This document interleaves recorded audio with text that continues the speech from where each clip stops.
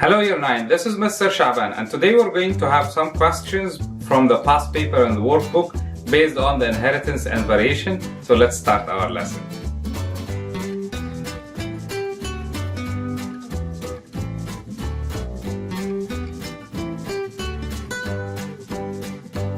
In today's lesson, we're going to have different questions based on the overall unit. So let's start with the first question. First question is giving you a picture for an animal and is asking you to match the feature with its adaptation. So I'm going to give you a minute. It's a very easy question, just to figure out the answers, and then we're going to double check the answers together.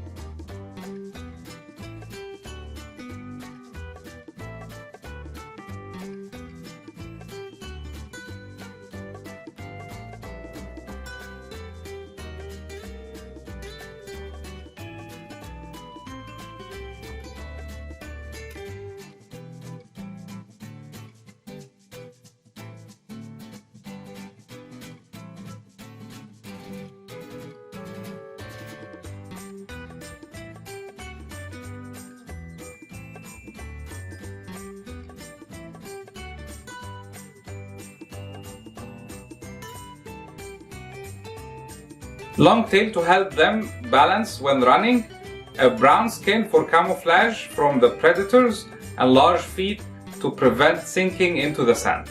Second question, animals such as the desert rat compete with each other in order to survive. So state two things that the animal compete for. They compete for the food, they compete for the water, they compete for the territory, and they are competing for the overall resources of the habitat. Next question, that's a comparison between the elephant and a mammoth.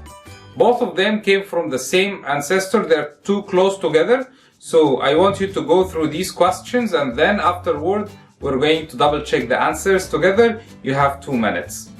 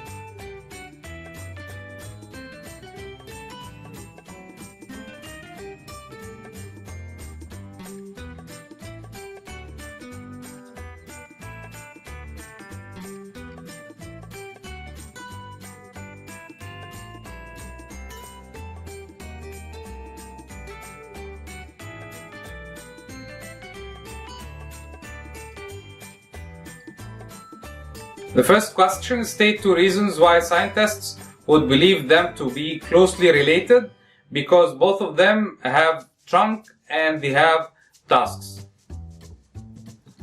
The second question: mammoths are now extinct. What does extinct mean? Extinct means that they are no longer found alive. Name 3 factors that might lead to extinction. They might have diseases are causing extinction, predators, if they have a lot of predators, they might eat them all, or climate change. Second question: you have 2 twins, identical twins, and the question states, explain why their hair color is identical although they might be different in their weight. Because the natural hair color is inherited, it's an inherited variation, while the weight is based on the environment, is based on the food exposure. So weight is an environmental factor that might affect or be affected by the food exposure, while the hair color is an inherited variation. Next question: we have inherited or environmental characteristic. We have some characteristic and we want you to double check if this characteristic is inherited, you're going to take inherited. If it's environmental, you're going to take the environmental. Then you have some questions afterward. So I'm going to give you 2 minutes in order to go through these questions and to find out the answers. Then we're going to double check the answers together.